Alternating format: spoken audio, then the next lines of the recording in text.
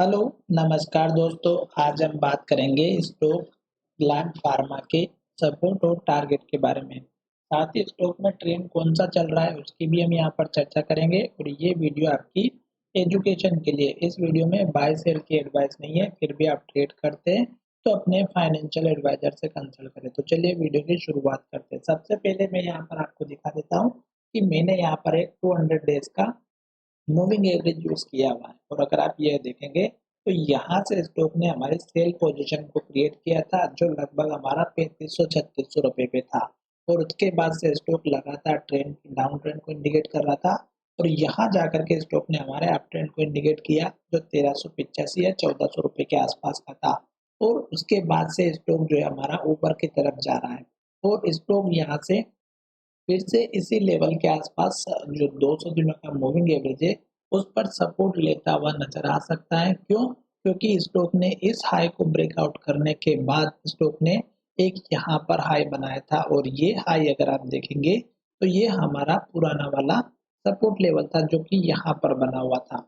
अब मैं आपको ये चीज एक तो समझाना चाहता हूँ कि आपको डाउन ट्रेंड चेक करने के लिए एक मूविंग एवरेज का जरूर यूज करना चाहिए। दूसरी बात, स्टॉक जब भी ऊपर के से नीचे आता है या नीचे से ऊपर जाता है तो जो पुराने लेवल्स होते हैं वो टेस्ट जरूर होते हैं। जैसे कि अगर आप यहाँ पर देखेंगे तो स्टॉक ने इस हाई का हाई बनाया।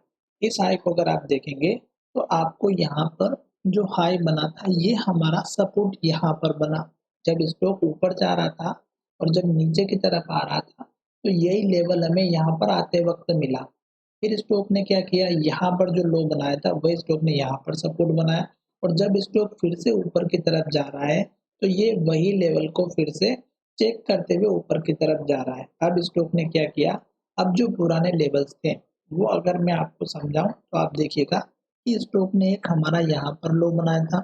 ये लो अगर आप देखेंगे तो हमारा यहाँ पर भी हाई बनते हुए नजर आया था।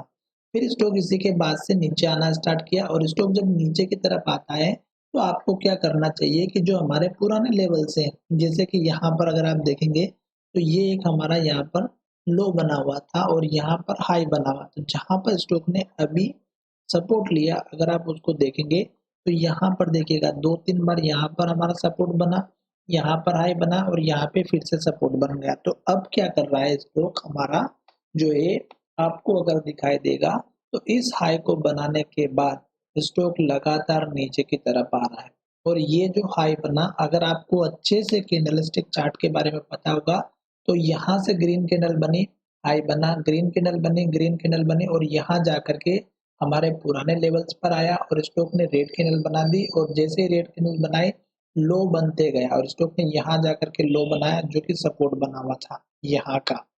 इस लो को तोड़ने के बाद स्टॉक ने यहाँ पर लो बना दिया।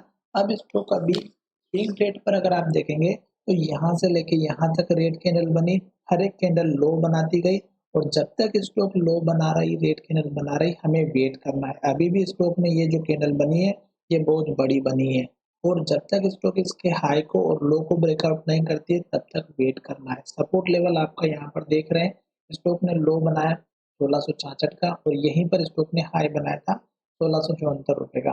तो ये स्टॉक का सपोर्ट लेवल है स्ट्रॉन्ग। अगर ये लेवल टूटता है तो फिर आपका लेवल देखने को मिलेगा हमारा इस कैंडल के लो का जो 1623 का है। फिर अगर आप देखेंगे तो स्टॉक ना यहाँ पर एक लो बना हुआ था स्ट्रॉन्ग लेवल, तो ये लेवल भी आपको देखने को मिल सकता है। पर फिलहाल यहाँ पर 200 दिनों का मूविंग एवरेज का सपोर्ट है तो ये हमारे लिए काम करेगा। अब स्टॉक में जो ग्रीन कैंडल बनी है ये हमारे लिए मायने रखती है क्योंकि ये जैसे हाई ब्रेकआउट होगा तो आपका पहला टारगेट इस कैंडल के लो का रखिएगा जो हमारा 1845 का है। तो यहाँ पर आप देख सकते हैं ये 1845 का आपका एक छोटा सा टारगेट बन जाएगा जो यहाँ पर भी हमारा हाई बना हुआ था।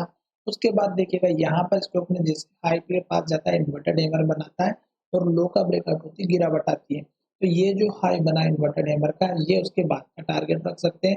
तो यहाँ पर हमारा बना हुआ है लगभग 20-20 का, यानी कि स्टॉक में अगर आपको और भी छोटा टारगेट चाहिए तो इस कैंडल का हाई रख दीजिएगा 1977 का और उसके बाद आपको ये जो हाई दिखाई दे रहा है ये हाई दिखाई दे रहा है ये आपके टारगेट रहेंगे।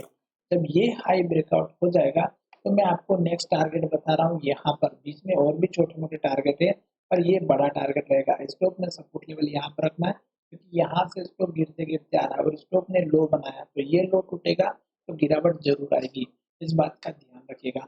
चलिए वीडियो को यहीं विराम करते हैं। धन्यवाद, मिलेंगे नई वीडियो में।